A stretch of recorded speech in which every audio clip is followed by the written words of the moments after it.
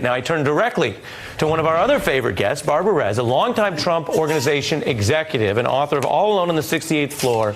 Take a listen to Donald Trump Jr. today. The reality, there was nothing to change. If there needed to be clarification because Michael Cohen, who, let's not forget, is serving time right now for lying to these very investigative bodies, I'm happy to do that. Sir, are you worried about perjury? Not at all.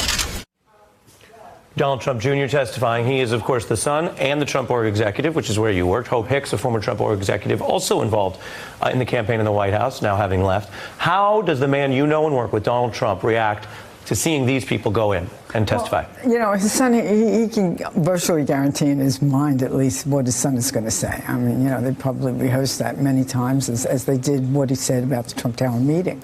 With Hope Hicks, I'm curious. She left 2 days after she said she was telling white lies for Donald.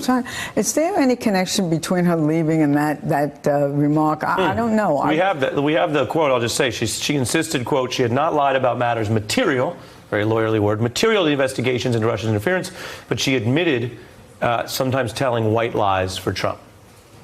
Yeah, well, and that was probably bothered him tremendously. I mean, you know, somebody like Hope, who was a kid and, you know, who we imagined thought he could control 100% saying something like that. Well, Barbara, in his mind, what's the point of lying if you're going to admit it? Well, absolutely. I mean, you know, no question. But with Don Jr., I stay firm. There is no possible way that he held that meeting, that he went to that meeting, that he even arranged for that meeting without his father knowing. It's just impossible. And so when he looks out, he obviously, when you dealt with him, you guys had litigation around, right? Yeah, sure. Was he ever not being sued? Or suing? He was suing mostly. He was doing a lot of suing. Yeah. Well, you know, sue or be sued, right? Yeah, Isn't right. that the old expression?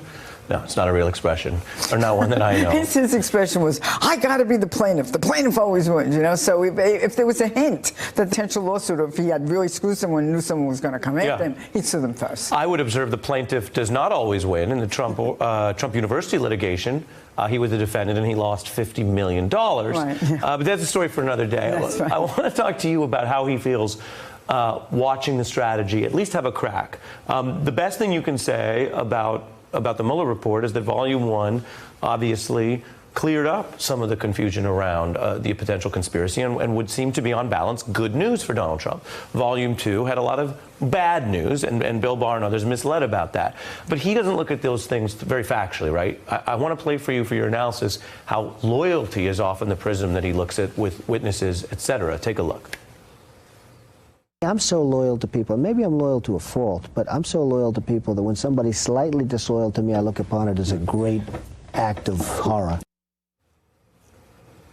Yeah, well, that's, you know, he's so loyal to people.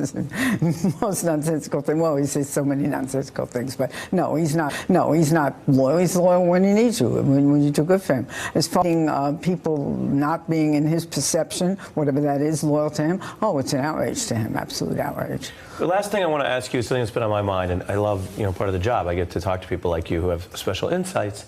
How does Donald Trump deal with someone who's new to his circle and excites him or does what he thinks other people are failing at? I mean, he's famously hard on his team. We've seen that. Because the New York Times had a big piece this week about how Bill Barr has become perhaps a Dick Cheney of this administration, is doing for Trump all the things that other people said that he, quote unquote, they couldn't do. What does Donald Trump, in your view, do with a new figure like Barr? Does he trust him completely, or how does he do it? Oh, I don't know that he trusts him so much as I think he feels that he's got, you know, the person that's going to run with his banner, and he gets all excited and he builds that person up. I remember going through this with every new person that came. They were the number one. They were the best guy. So he often likes the new person. Oh, absolutely.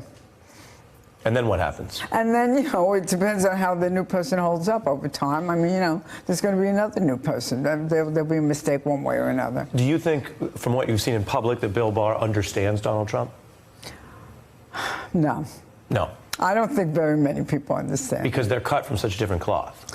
Not only that, I mean, you know, you have to observe him over time. You look at what he's doing now, but you got to think in terms of what he did. In order to know that he believes his lies, for instance, you got to know him. You know, watch him, observe him, and you know, I can't tell that he what believes his lies. Yes, many of his own lies. Which is, as you know, that's the Costanza defense. Is that right? You remember Seinfeld? I wasn't a fan. I have to admit it.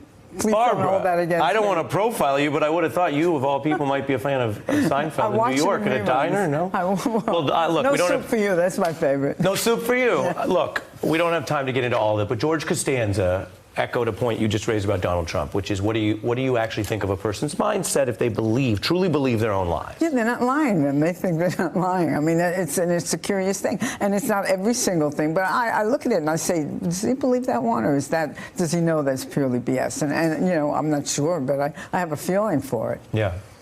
Well, Bob Marley used to say experience teaches wisdom. I think you have both. I love Thank it when you you so come on the much. show, Barbara. Hey, I'm Ari Melber from MSNBC. You can see more of our videos right here, or better yet, subscribe to our YouTube channel below. You could have been anywhere in the world, but you're here with us, and we appreciate that.